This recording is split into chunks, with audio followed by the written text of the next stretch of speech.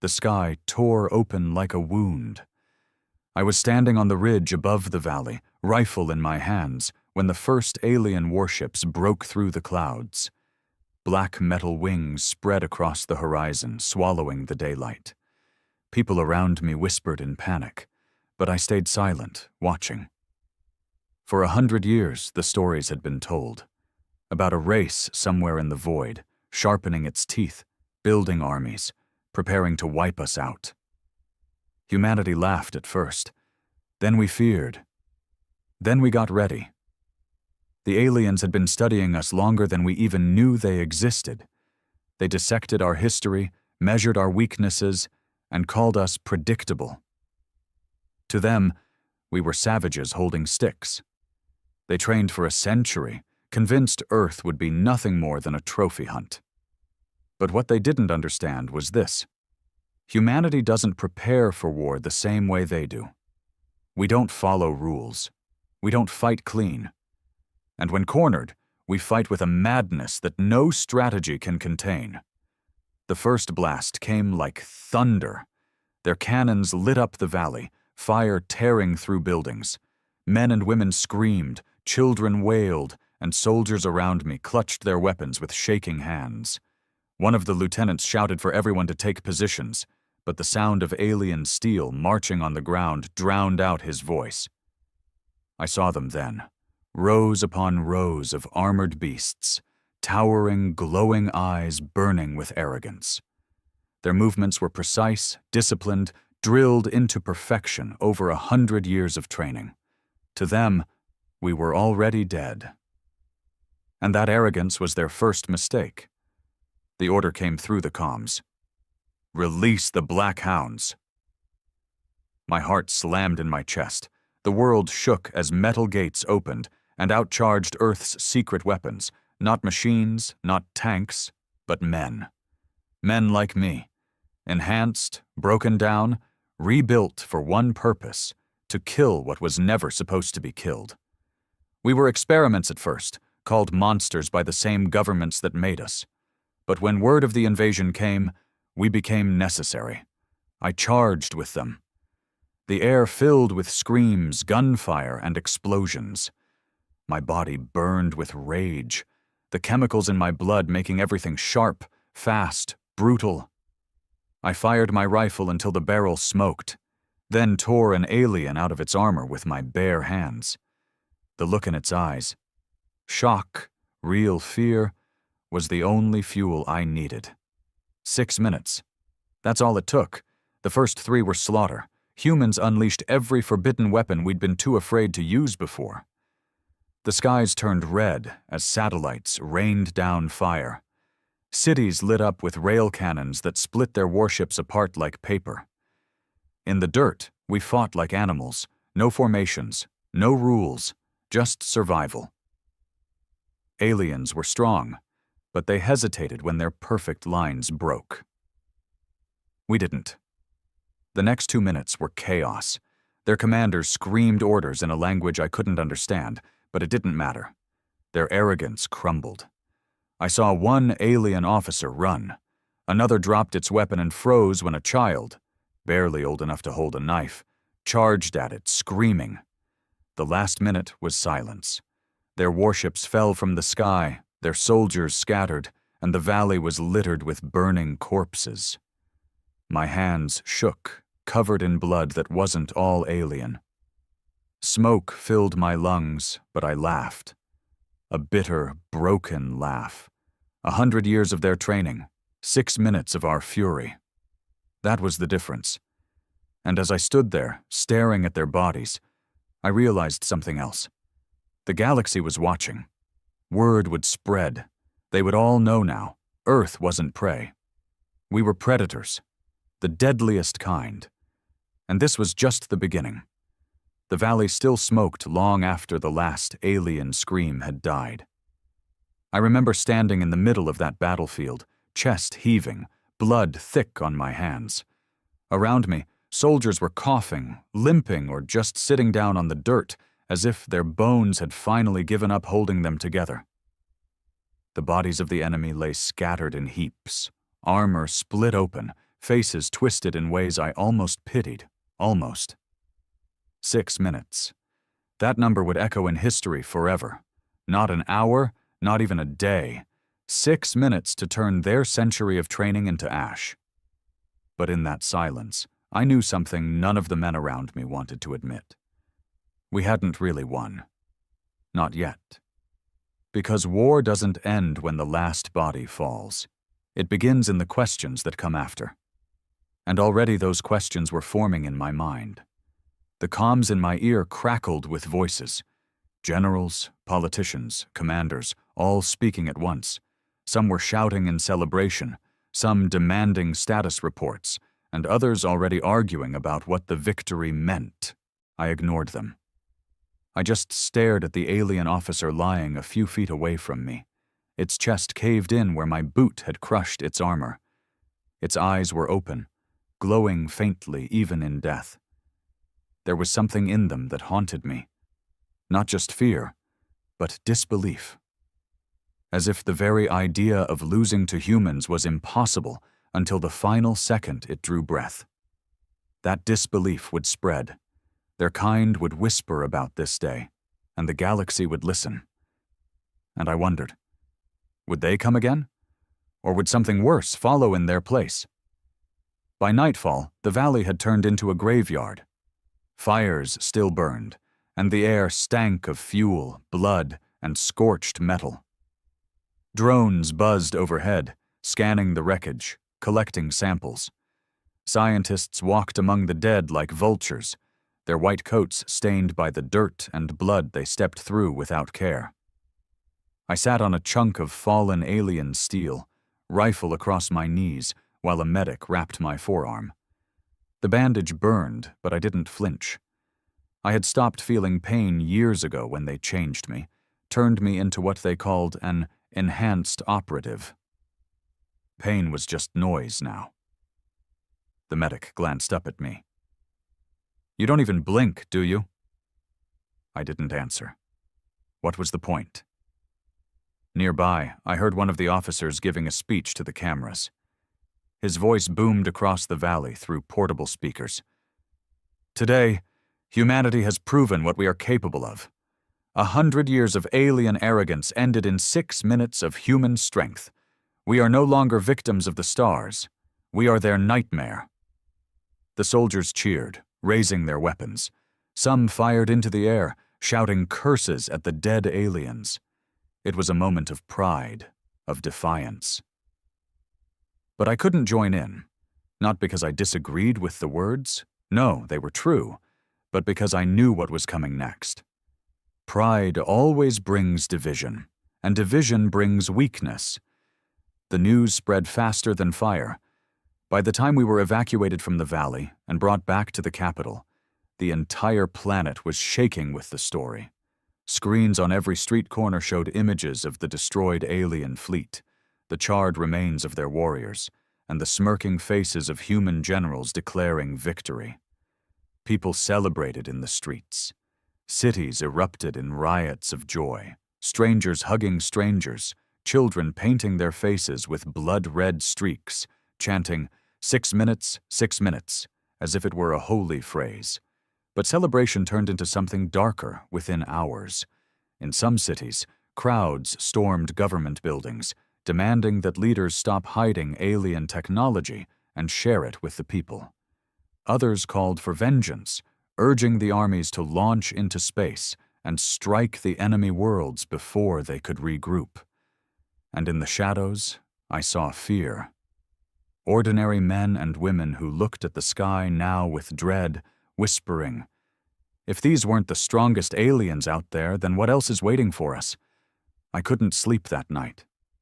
I sat on the roof of the barracks, watching the smoke trail across the sky where the invasion had come. My hands wouldn't stop shaking. Not from fear, but from something worse. An emptiness. The fight had lasted 6 minutes, but my body had been ready for 6 hours, 6 days, 6 months if it needed. When it ended so quickly, I felt robbed, like a predator who had sunk his teeth in but wasn't allowed to finish the kill. I hated that feeling. And deep down, I knew I wasn't the only one. 2 days later, I was called into the War Council chamber. The room reeked of polished steel and expensive cigars. Politicians sat on one side, generals on the other, scientists in the back rows scribbling notes. They all looked at me when I entered, though none of them said my name. To them, I wasn't a man. I was a weapon they had unleashed, and now they weren't sure how to put me back in the cage. The council leader, a fat man with eyes like glass beads, leaned forward. "You were there on the ground. Tell us what you saw." I told them. About the arrogance in the aliens' eyes. About how easily their formations crumbled when chaos hit. About the way fear spread faster than fire through their ranks. They listened in silence. Then one of the generals asked the question I had been waiting for. "Do you believe they'll come again?" I met his gaze and said, "No." The room stirred, whispers running through the seats. "They won't come back," I continued, "because they can't. We didn't just defeat their army, we humiliated them. And humiliation is a wound that spreads. They'll tell the others, whoever else is out there, that humanity isn't prey, that Earth is a death trap." The fat council leader leaned back, smirking. "Then we are safe," I shook my head. "Number safe isn't the word. They won't come back. But something else will. Something worse. We've drawn attention now. The galaxy knows there's a species on Earth that kills trained armies in 6 minutes. And predators don't ignore prey like that. They test it, they challenge it, they break it." The room went quiet.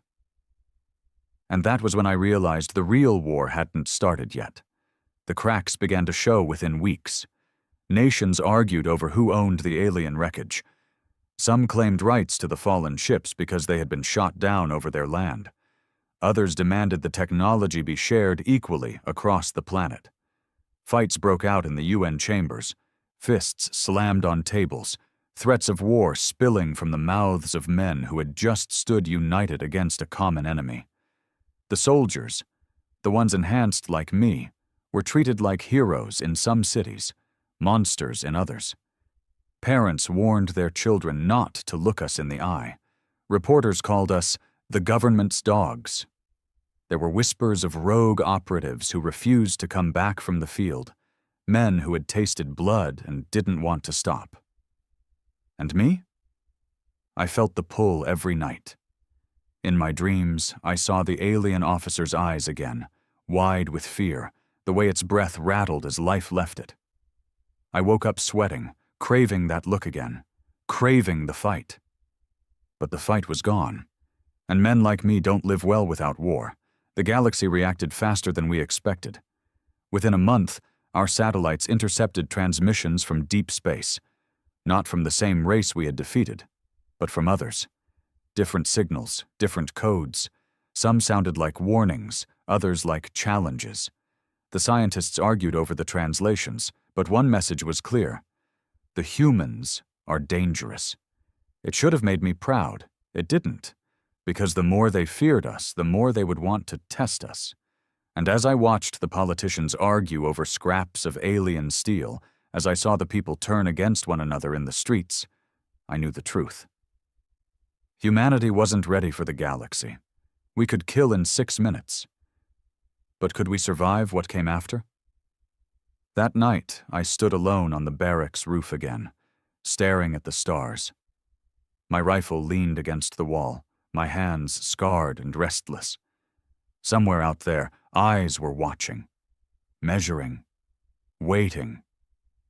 And for the first time since the battle, I felt a smile pull at my lips. Because maybe that was what I wanted too, not peace, not safety. War, the real one. The one that would prove, once and for all, what humans were meant to be.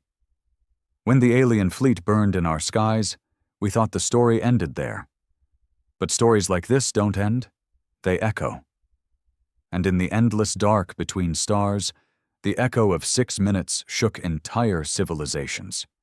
I first heard about it through the intelligence feeds, encrypted transmissions captured by our satellites, patched through to my command center.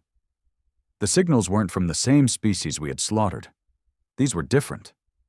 Voices like gravel, others like song, some screeching so loud it hurt just to hear them through the comms.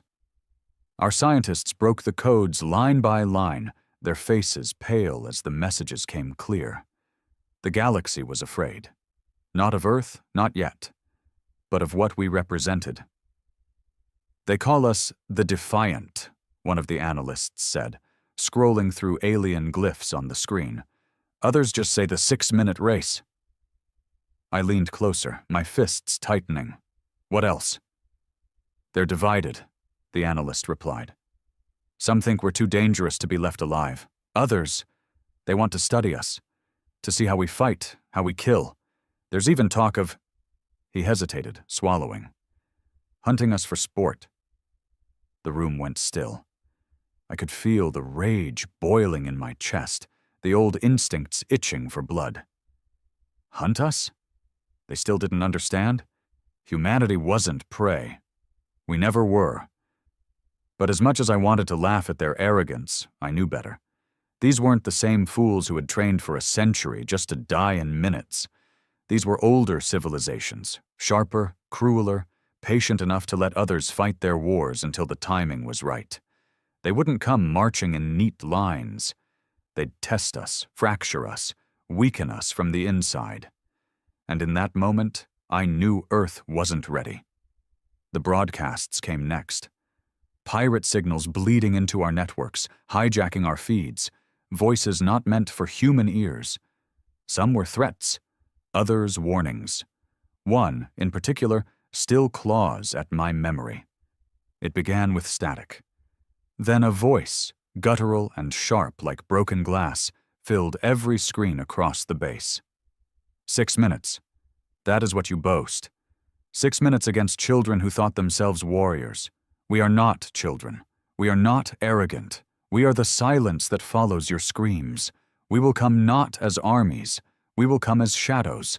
And when your world burns, your 6 minutes will be forgotten. The feed cut, leaving only the sound of my own heartbeat.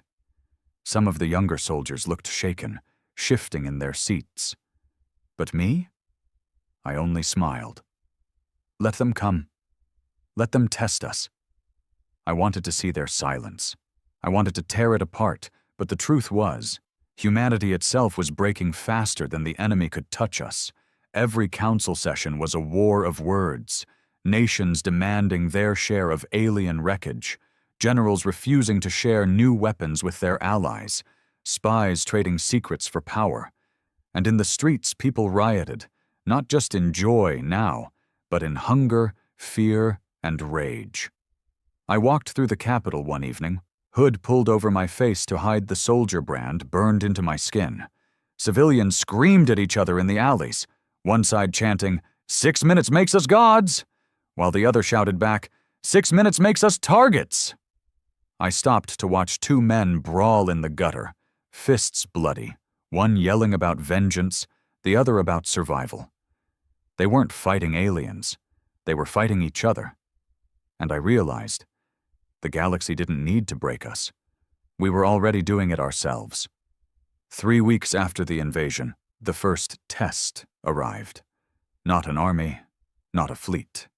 Just a single ship, sleek and silent, slipping into orbit like a shadow. Our satellites caught it too late. By the time we scrambled jets, the ship had already deployed something into the atmosphere. At first, we thought it was a bomb. But no explosions came. Instead, people started dying. Quietly. Randomly. Their bodies collapsed in the streets. No wounds, no blood. Just silence. Our scientists worked around the clock, dissecting corpses, analyzing the air, the water, the food. Nothing. No trace of poison, no radiation. It was as if the victims had simply stopped living. They called it the whisper. I saw it with my own eyes. A soldier in my unit was laughing one moment, cleaning his weapon, and the next he just fell. His eyes wide open, breath gone, body limp. No warning, no pain, just silence. The fear spread faster than the deaths. People locked themselves in their homes, convinced the air was cursed. Markets collapsed. Armies froze. Politicians screamed at each other while the whisper claimed hundreds, then thousands. But it stopped as suddenly as it began. 2 days, and then nothing. No more deaths. No more shadow ship. A message appeared in our networks the next morning, 4 words etched in alien script. 6 minutes mean nothing. The world erupted.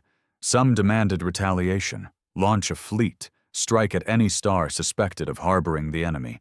Others preached surrender, arguing humanity couldn't withstand enemies who could kill without firing a shot. And me? I sat in silence, staring at the dead soldier's face in my memory. The aliens weren't trying to win yet. They were testing us, measuring our fear, and worse, they were winning that part. I was summoned again to the War Council. This time the chamber stank of sweat and panic.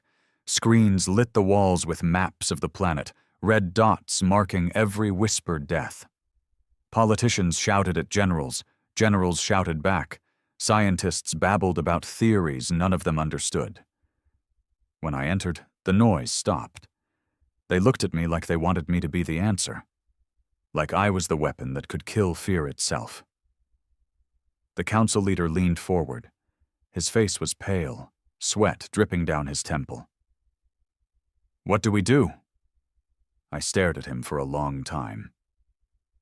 "We stop pretending." His eyes narrowed. Pretending. That 6 minutes made us gods. It didn't. It made us a target. The galaxy doesn't care about our victory. They care about breaking us. And if we keep tearing ourselves apart, they won't need armies. We'll hand them our world on a platter. The room was silent. Some looked ashamed, others angry. But I knew my words didn't matter. Politicians don't hear truth. They only hear what feeds their power. I walked out before they could argue. That night, I dreamed of the valley again. The fire, the smoke, the alien officer's eyes. But this time it wasn't fear I saw in them. It was pity, as if even in death it knew the truth, that humanity would destroy itself faster than any enemy could. I woke drenched in sweat, fists clenched so tight my nails drew blood. I hated that dream, because deep down I knew it might be right. The galaxy didn't need a war to end us. They just needed to wait, and the waiting had already begun. The whisper ended, but its shadow didn't. For 2 days it killed without warning, and for 2 weeks after, it killed in people's minds. The bodies were buried, but fear stayed alive. In every street corner, in every crowded market, in every soldier's bunk. People carried it in their lungs like smoke. I could see it in their eyes. The way they glanced at each other, wondering if the next cough, the next stumble, the next sudden silence would mean another body collapsing. The aliens hadn't just tested our defenses, they had tested our sanity. And we failed. The first cracks came from the governments. Nations that had stood side by side during the 6-minute slaughter now pointed fingers. They accused each other of secretly harboring alien tech, of bargaining with the enemy, of hiding cures to the whisper. Treaties burned. Alliances collapsed. I watched it happen in real time. Leaders shouting through screens, their voices rising like rabid dogs, each of them more afraid of losing power than losing the war. And while they argued, the people turned on each other. Riots lit the cities. Mobs stormed hospitals, convinced doctors were hiding whisper vaccines. Soldiers fired into crowds, their hands shaking, unsure whether they were shooting rebels or just starving civilians. It wasn't war anymore. It was madness. And I knew exactly what the aliens were doing. They didn't need to invade again. They just had to watch. Watch us break ourselves apart.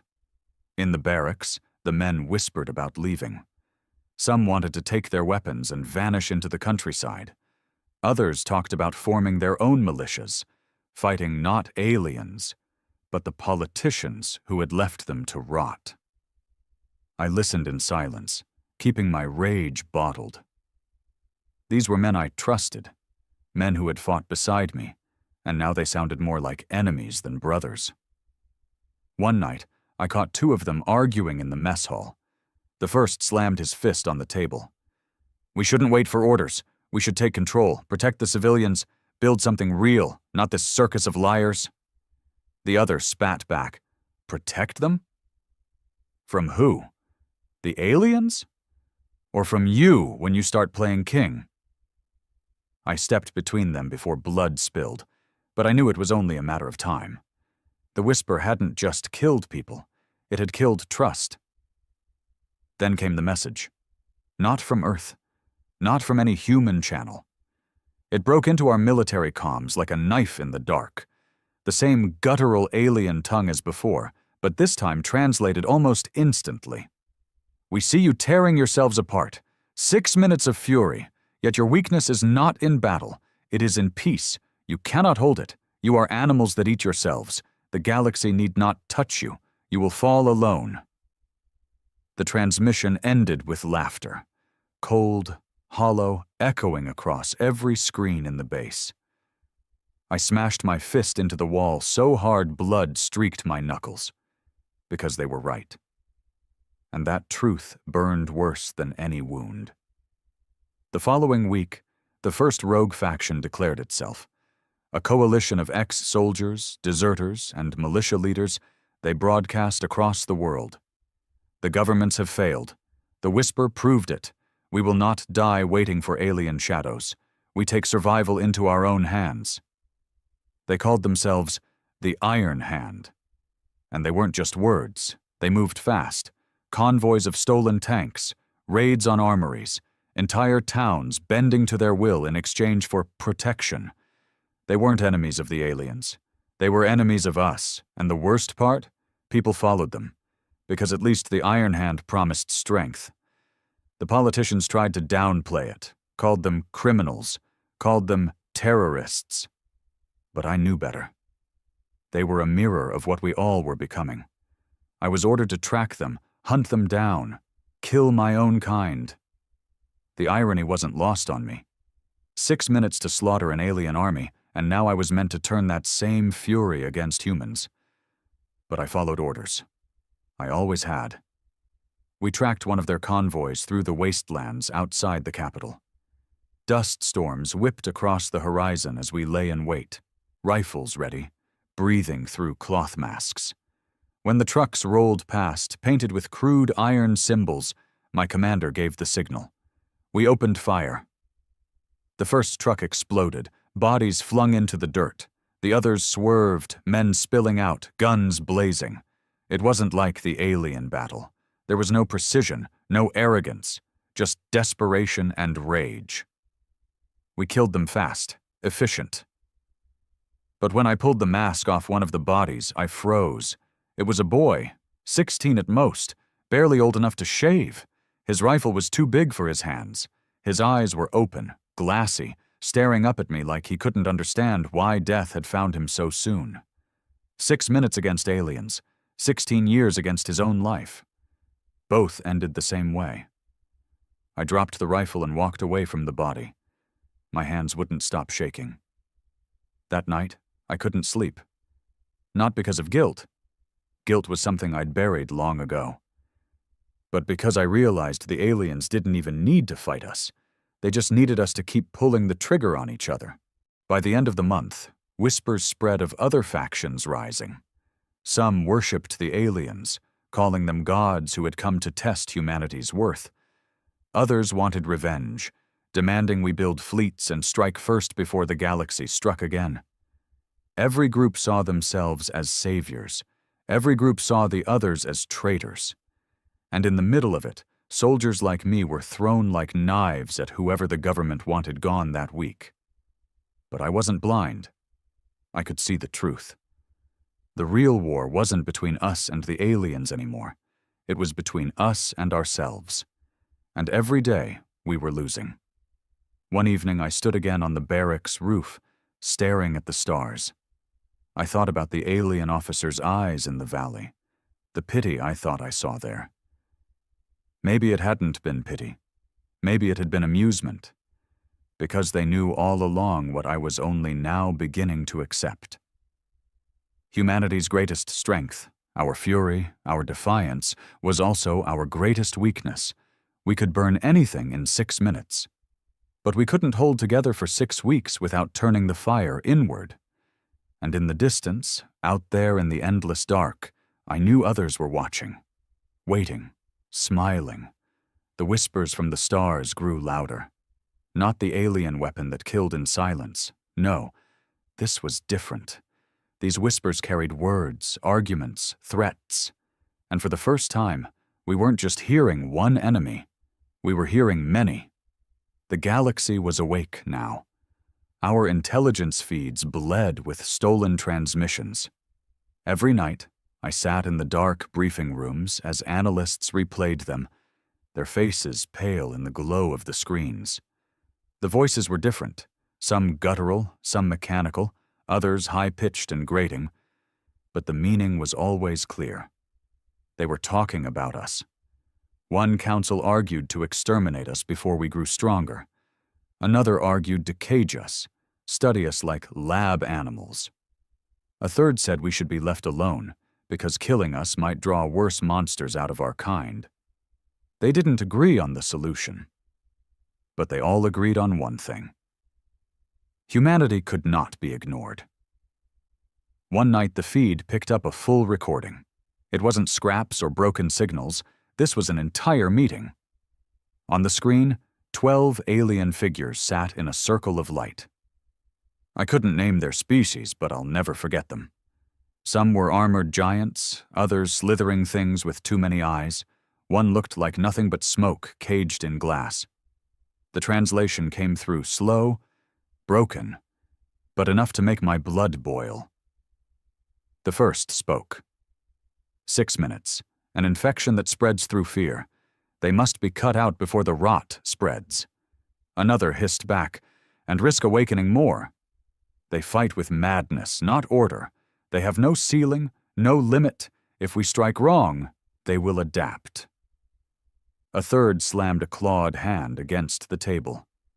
Then let them adapt in chains, break their world, break their will, make them slaves until their fury dies. The smoky one whispered, almost like laughter, or let them eat themselves. Already they turn on one another. Already their cities burn. Why waste fleets when they will tear their own throats? The debate raged for hours. And when the feed cut, the room was silent. I could feel the soldiers around me gripping their rifles tighter, as if they could shoot through the screens. But the truth was clear. The galaxy wasn't united. Not yet. But sooner or later, they would be. And when that day came, we wouldn't be ready. On Earth, the madness spread. The Iron Hand grew bolder, carving territories out of the countryside, their banners of black steel waving over towns that once pledged loyalty to the capital. Other factions rose too, some worshipping alien voices, others demanding holy war against the stars. The streets of the capital turned into war zones. Protesters faced soldiers, soldiers faced militias, militias faced each other. I walked through the ruins of a marketplace once, the air thick with smoke and screams. Vendors' stalls overturned, children crying, men with clubs bashing each other's skulls in over scraps of food. I didn't raise my rifle. I didn't stop them. Because I finally understood. The aliens didn't need to invade again. They were winning already. But not all humans saw weakness. Some saw opportunity. In the chaos, warlords rose, men with guns, with hunger for power. They declared themselves protectors, saviors, kings. People followed them, not because they believed, but because fear makes even monsters look like shepherds. One warlord broadcast his message across the old networks. He sat on a throne made of welded rifles, his chest bare, scars glowing in the firelight. His voice was deep, steady, unshaken. 6 minutes, he said, proved what we are. Not prey, not slaves, predators. But predators do not beg politicians for protection. They do not kneel to cowards. They take what is theirs. The aliens fear us, and the galaxy will bow to us. His followers roared behind him, waving rifles, chanting his name. And across the planet, thousands more joined him. I watched the broadcast in silence, my jaw clenched, because part of me wanted to follow him too. The War Council tried to hold order, tried to call itself a government. But it was a corpse wearing a crown. Every day they shouted in chambers, while outside cities burned. I was ordered to patrol, to maintain peace. But there was no peace left to maintain. One night my squad was ambushed by civilians. Not soldiers, not militias, just starving men with kitchen knives. They swarmed us like animals, screaming for food, for medicine, for answers. We shot them. Not because we wanted to, because we had to. Afterwards, I sat in the dirt, staring at a woman's body. She still clutched a broken bottle in her hand, her eyes wide, mouth open as if she had died mid-cry. I wanted to vomit, because in her face I didn't see an enemy. I saw my own mother, and that was when it hit me. The aliens were right. We were animals. Weeks passed, and the transmissions grew darker. The alien councils argued louder, some demanding fleets, others whispering patience. But one message chilled me more than all the rest. It came not as words, but as images. A recording, sent like a warning. A human city, not ours, unknown, but destroyed. Buildings toppled, corpses in the streets, fire rising into the sky, and above it, not one ship, but many. Dozens, hundreds, shadowing the ruins like vultures. The message was clear. They were showing us the future. That night, I couldn't sleep. I sat on the barracks roof again, staring at the stars, the old rifle across my lap. I thought of the valley, of the 6 minutes, of the officer's eyes. I thought of the woman with the bottle. I thought of the alien council laughing at our weakness. And for the first time, I felt something I hadn't felt since the war began. Not fury, not rage, hopelessness, because no matter how strong we fought, no matter how fast we killed, humanity itself was the enemy. The galaxy didn't have to destroy us. We were doing that job perfectly fine on our own. But still, deep down, a small fire burned. A part of me whispered that maybe, just maybe, if the galaxy came united against us, we'd show them what 6 minutes really meant. Not just for one army, not just for one world, but for the stars themselves. The first alien fleet died in 6 minutes. But it didn't matter anymore.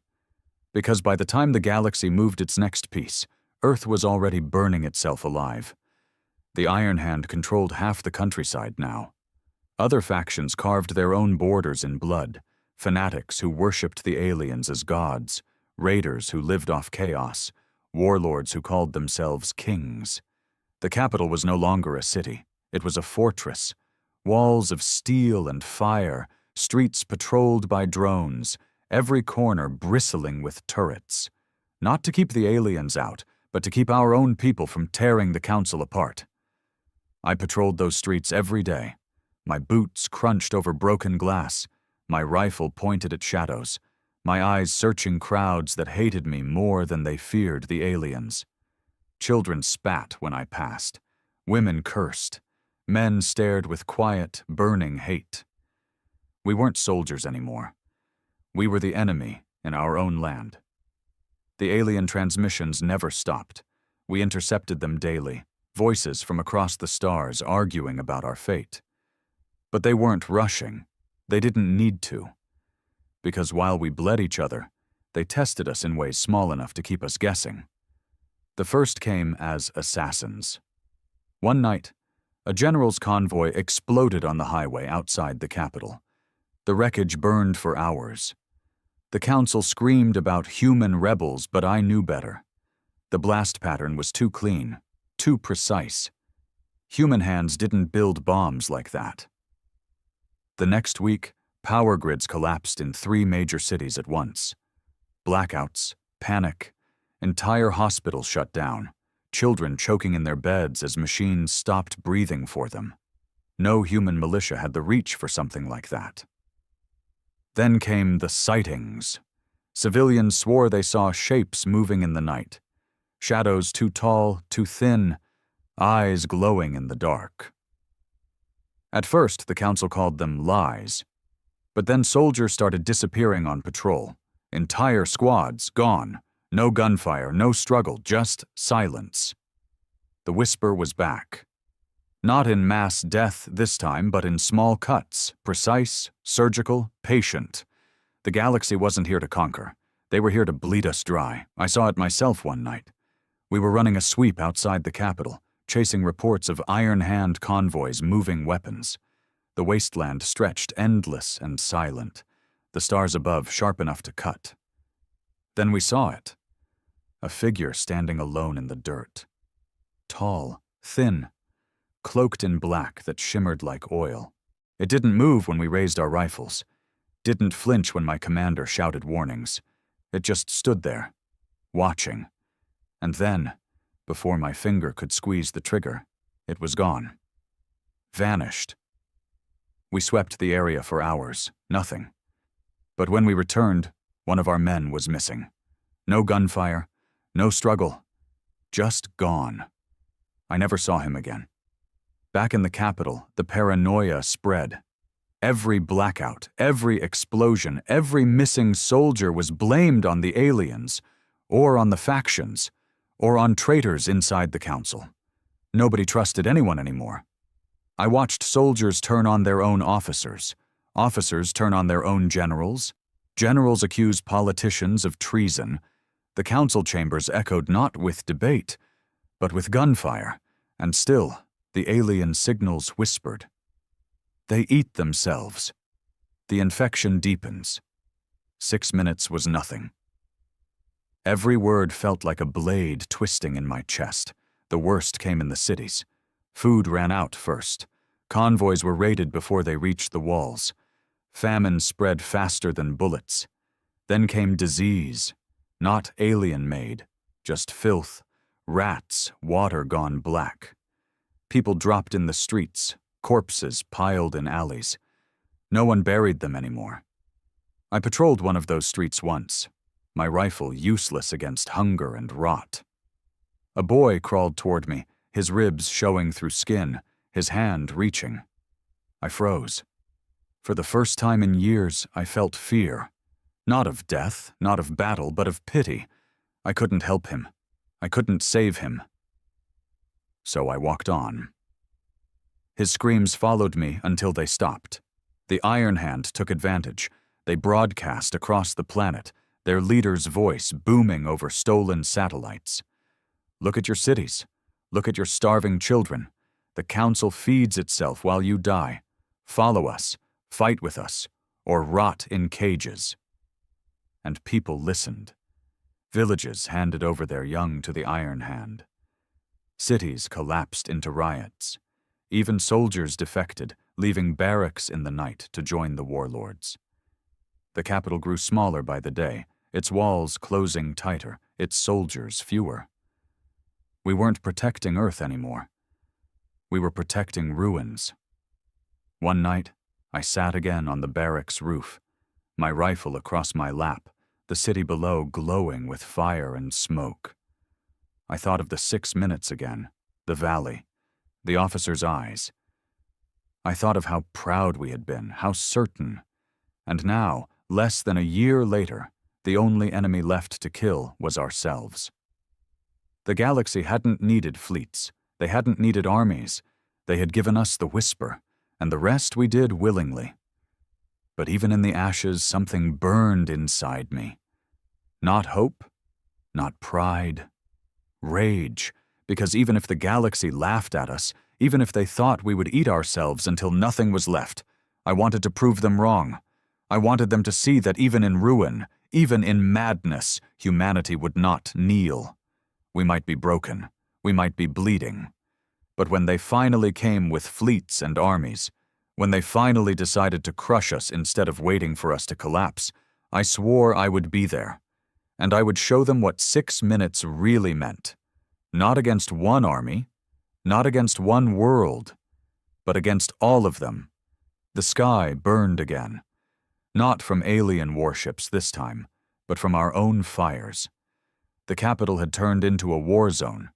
Barricades lined the streets, drones patrolled overhead, civilians huddled in basements while soldiers like me fought not aliens, but our own kind. The Iron Hand had finally made their move. Their banners of black steel flew over the suburbs, their convoys of stolen tanks rumbling through the ruins. They weren't just raiding anymore. They were invading, and we were losing. I fought in the southern district when the walls fell.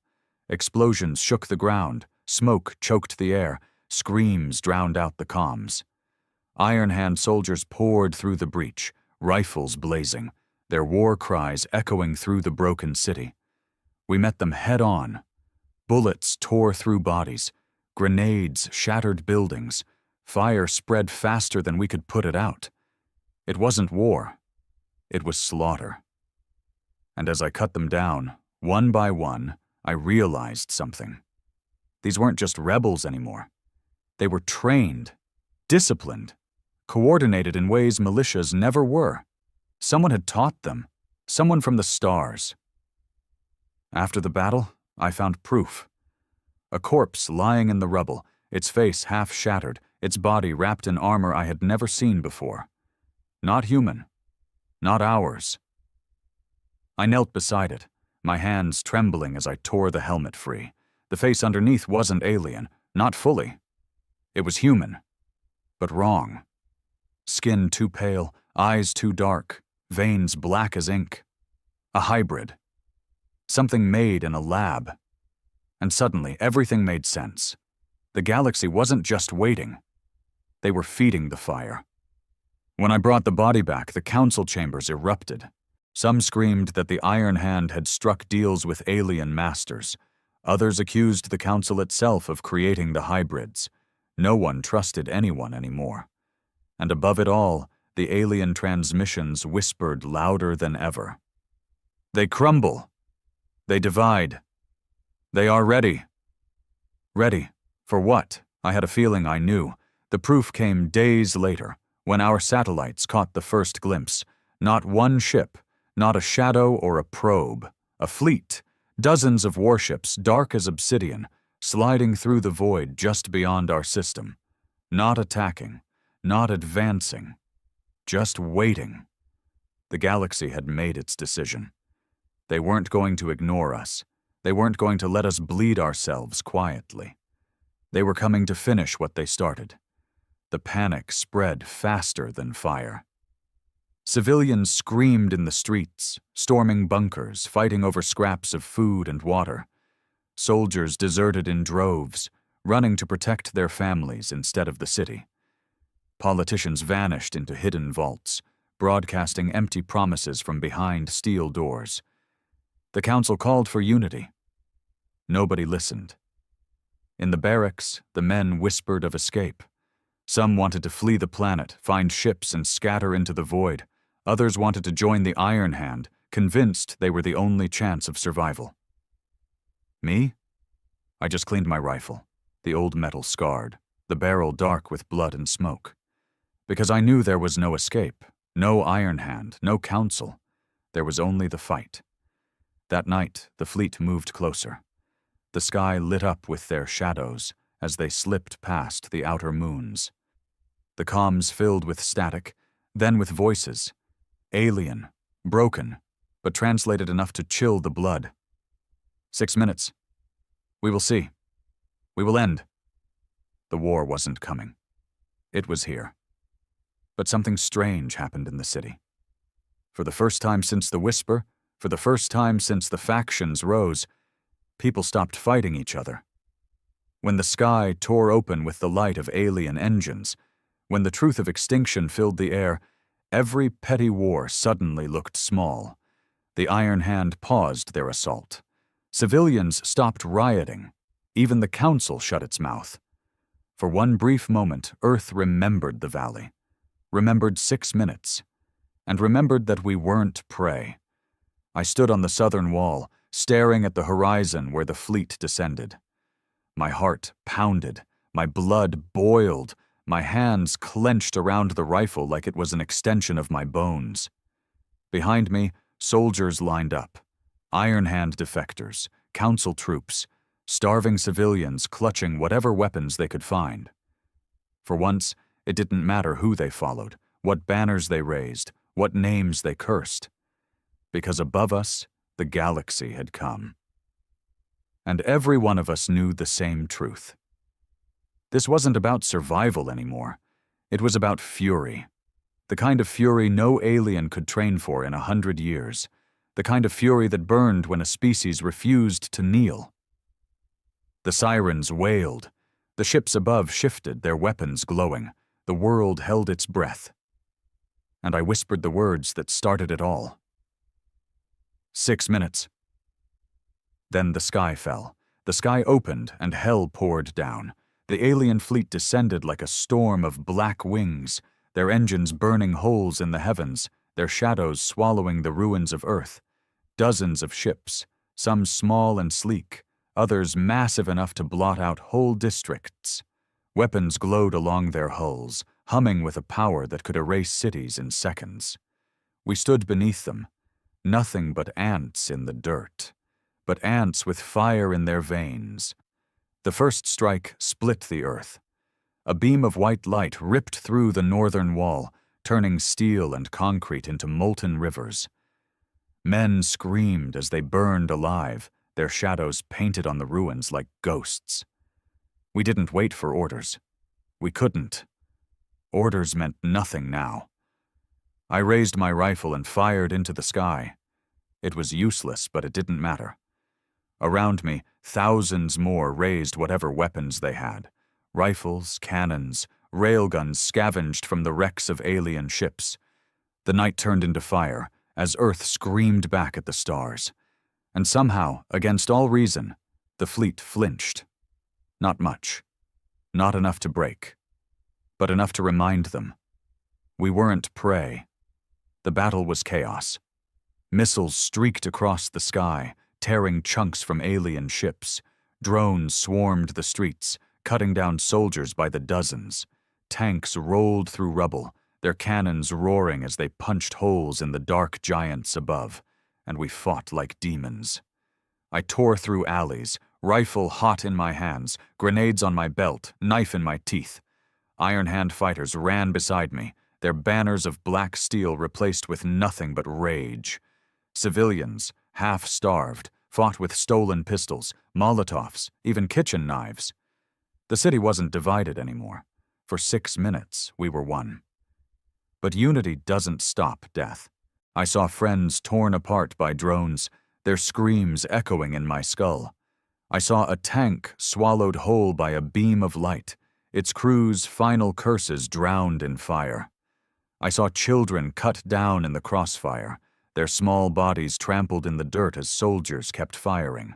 The air stank of blood, smoke, and burning metal. My ears rang with endless gunfire, my vision blurred with dust and tears. And still, I fought. Because rage doesn't die. Halfway through, one of the alien ships fell. A railgun shot from the capital's core, our last hidden weapon, punched through its hull. The giant groaned, cracked, and fell from the sky like a dying god. It smashed into the suburbs, crushing buildings for miles, flames reaching the heavens. The men around me roared, a sound so loud it shook the ground. For a moment, I thought maybe, just maybe, we could win. But the galaxy hadn't sent fools this time. They adapted. Their formations shifted, their weapons recharged, their shadows closed in. Drones swarmed thicker, faster. Troops dropped from the ships, armored beasts with weapons that sliced men in half. We met them in the streets, hand to hand, blade to blade. I remember one clearly. A giant, its armor gleaming, its weapon sparking with blue fire. It swung, tearing a man in half beside me.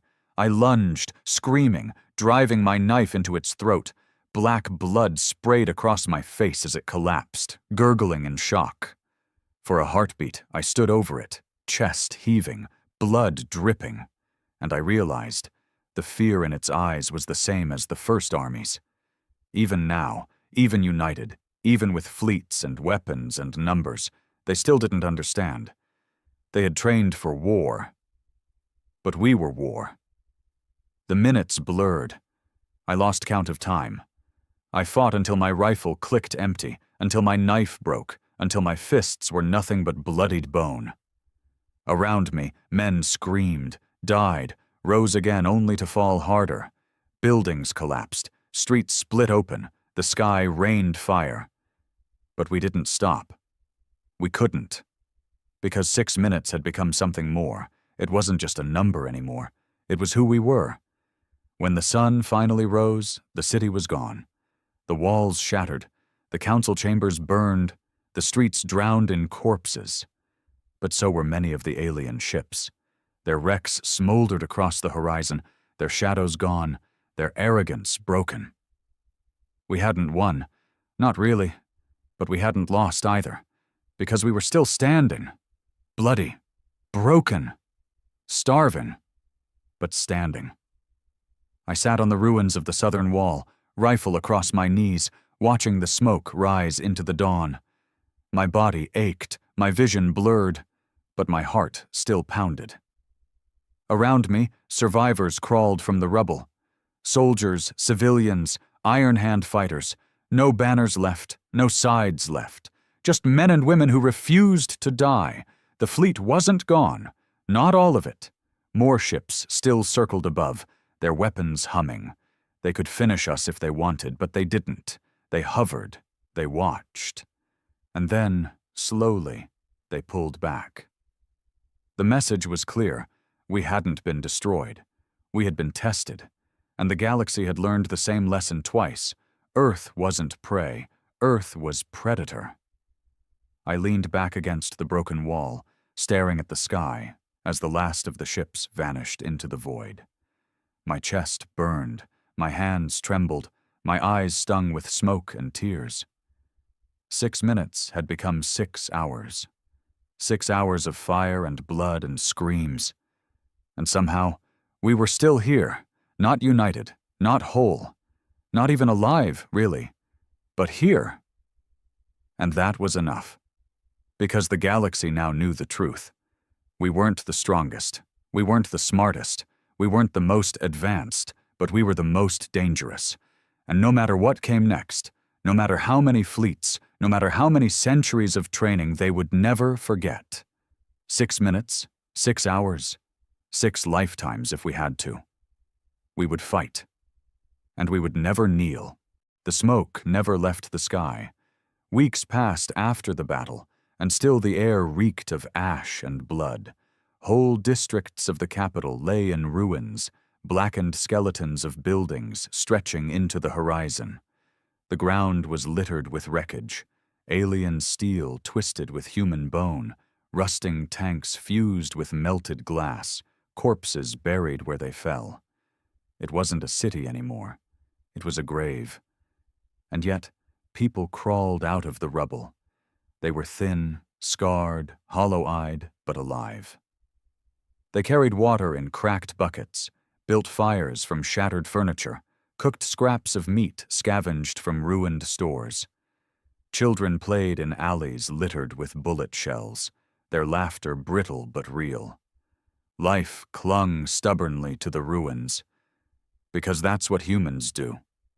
I walked those streets every day, my rifle slung across my back, my boots crunching over glass and ash. People looked at me with the same eyes they once filled with hate. Not love, not respect.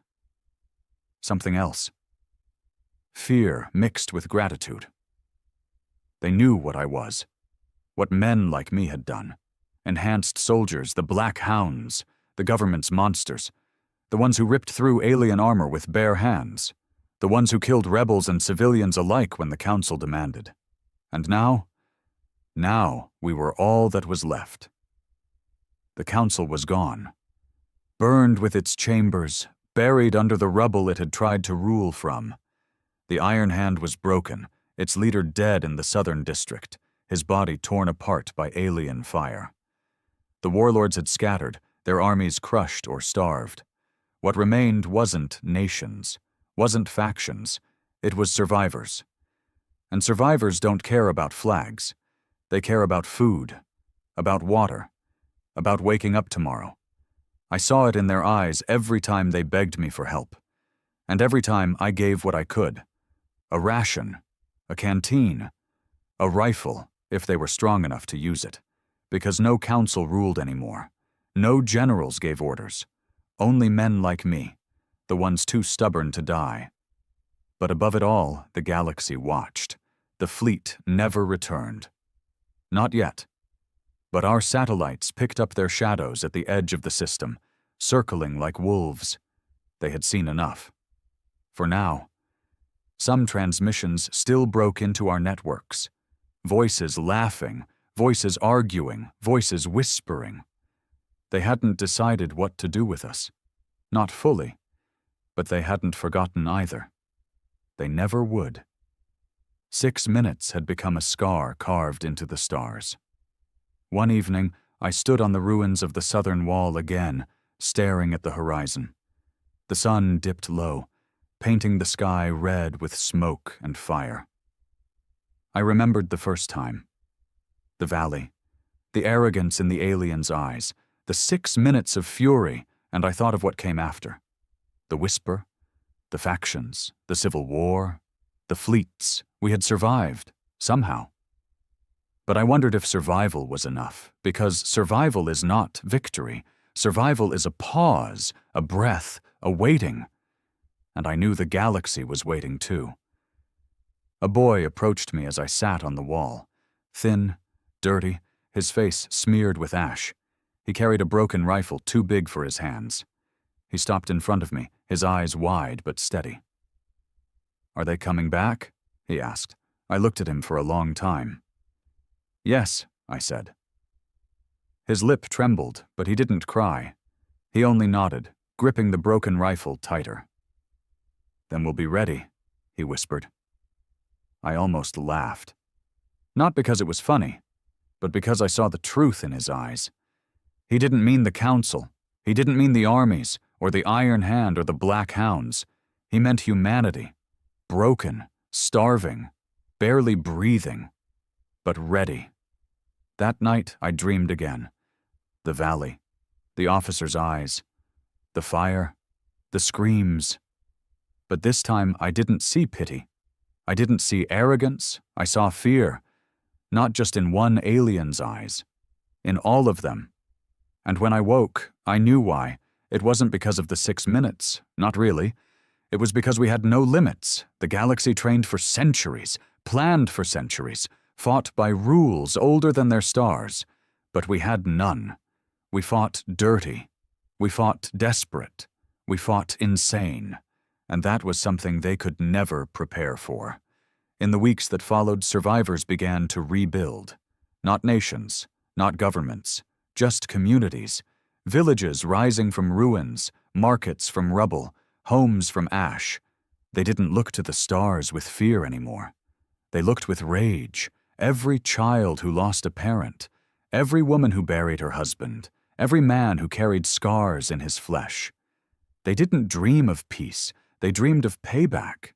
And I knew one day we would give it to them. For now, Earth was silent. But silence is only ever the breath before the scream, and when that scream came, it wouldn't last 6 minutes. It wouldn't last 6 hours. It would last until the stars themselves burned out. Because that's what we are, not prey, not slaves, not even survivors. Predators. The kind that doesn't stop. The kind that doesn't forgive. The kind the galaxy should have left alone. I sat on the wall until dawn, rifle across my knees, the boy sleeping beside me with his broken weapon. The sun rose through the smoke, red as blood, and for the first time in years I smiled, because I knew the truth. The war wasn't over, it had only just begun, and when the galaxy came back, they would learn again. 6 minutes was only the start.